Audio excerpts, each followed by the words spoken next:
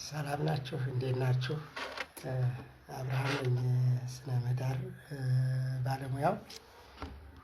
እንግዲህ ዛሬ ያው አወራችሁ የምፈልገው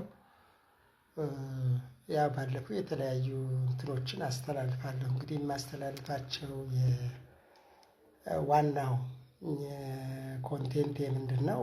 የስርዓተ ምህዳር ውስጥ ያሉ ህይወትና ህይወት ያላቸው ነገሮች፣ እንደገና ደግሞ የአየር ንብረት፣ በእነዚህ ውስጥ ያሉ እጽዋት ስርጭታቸው፣ የሚስማማቸውን ቦታ፣ እንደገና ደግሞ ጥቅማቸውን፣ በተለይም ደግሞ በባህላዊ አጠቃቀም እንጠቀምባቸው የነበሩትን ከዘመናዊ አጠቃቀም ጋር አያይዘን ለብዙ ነገር ያላቸውን ፋይዳ ለማጉላት ነው።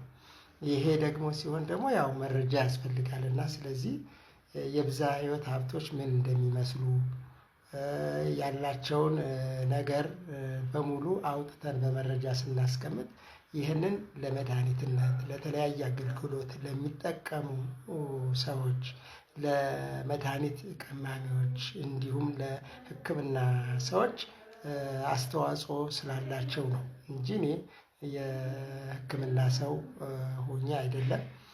ነገር ግን ደግሞ የእጽዋት ባህሪያትን ደግሞ መግለጽ እና ለሙያው ለሕክምና ሰዎች መረጃ መስጠት በጣም ጠቃሚ ነው። ብዙዎችም እየተጠቀሙባቸው የገለጹ ነው ያሉት።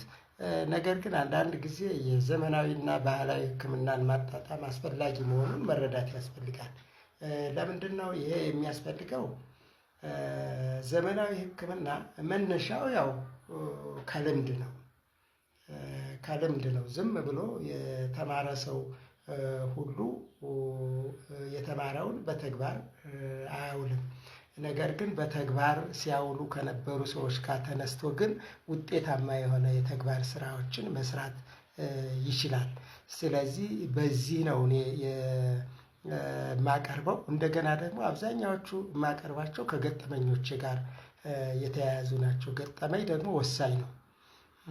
ምክንያቱም በገጠመኝ የተሰሩ አጋጣሚዎች፣ በዚያ የተወሰዱ መፍትሄዎች ደግሞ ወሳኝም ጠቃሚም ስለሚሆኑ ነው። እንግዲህ በአጠቃላይ እነዚህን መነሻዎች አድርገው እንግዲህ በርካታ ሰዎች ጥቅም ላይ ሊያውሏቸው ይችላሉ።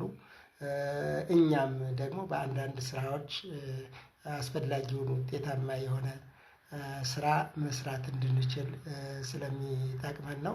ስለዚህ ከዚህ በኋላ ከገጠመኝ ተነስቼ የእጽዋትንና የስነ ምህዳር መስተጋብራቸውን በተለያየ አጋጣሚ አቀርባለሁ። አመሰግናለሁ።